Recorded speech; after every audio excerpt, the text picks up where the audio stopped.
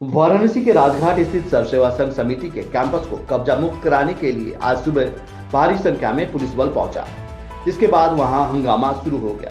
समिति के सदस्य और गांधीवादी समर्थकों को पुलिस वहां से हटाकर बाहर कर रही है। इस दौरान रेलवे और गांधी अनुयायियों के बीच आमने सामने की स्थिति बनाई है। आपको बता दें कि विनोबा भावे और जयप्रकाश नारायण ने 1960 में सर्व सेवा संघ और गांधी विद्या संस्थान की स्थापना की थी।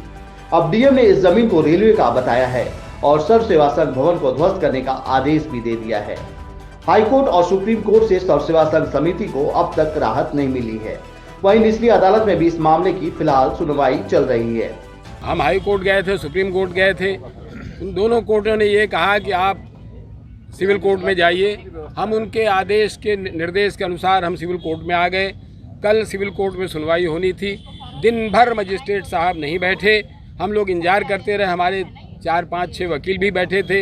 हम लोग भी 8, 10, 12 लोग थे, जिसमें ये सारे लोग थे। हम लोग वहाँ बैठे थे, लेकिन शाम तक बैठे नहीं, कोई निर्णय नहीं हुआ। अभी अचानक सवेरे जो है एसडीएम साहब, मजिस्ट्रेट, ये पूरी पुलिस फोर्स आ गई। हम लोग तो अपने काम में लगे हुए थे, ध्यान कर रहे थे, प्राणायाम कर रहे थे, एक्सरसाइज कर रहे थे। अचानक मालूम हुआ पुलिस फोर्स आ गई। आया, देखा, हमने पूछा एसडीएम साहब जानते हैं? उन्होंने कहा नहीं, वो खाली करवाया जाएगा, आदेश है। हमने कहा क्या आदेश, दिखा दीजिए। उन्होंने कहा नहीं, हम आपको नहीं दिखाएंगे। हमने कहा भाई मैं यहाँ का इंचार्ज हूँ। उन्होंने कहा नहीं, इससे नहीं, आप वकील साहब को बुलाइए। वकील साहब को हमने कहा ठीक है, मैं खड़ा हूँ। वकील साहब को बुलाया, वकील साहब आ गए हैं। तब तक ये सारा घरों में जा करके सबसे खाली करवा रहे हैं कि आप जो है खाली करिए, खाली करिए, खाली करिए। हमने कहा भाई आदेश तो दिखाई। 3 बार मैंने पूछा। जब मैंने थोड़ा सा वहाँ खड़े हो करके इतना ही कहा कि ठीक है भाई हम यहाँ बैठते हैं, क्योंकि मेरा स्वास्थ्य भी अच्छा नहीं है। फिर दरोगा जी वो साथी थे, वो पकड़ के ले आ गए। नहीं आप चलिए। हमने कहा चलिए कोई बात नहीं, आप जो आदेश करेंगे।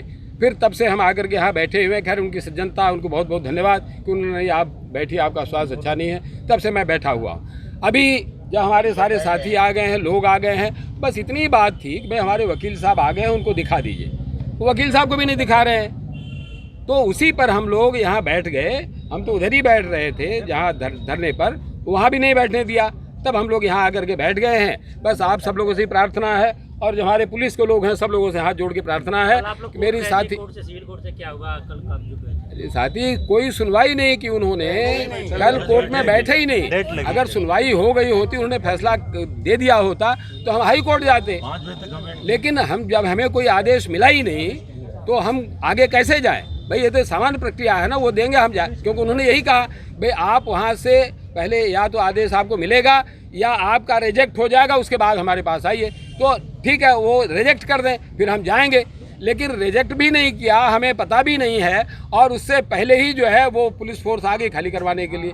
तो हमारा केवल इतना कहना है और इतना ही विरोध है कि भाई अगर आपने फैसला दे दिया हो वो बता दीजिए, अगर आपने रिजेक्ट किया हो वो बता दीजिए। हमको 1 दिन का समय दीजिए, हाई कोर्ट में जाने दीजिए।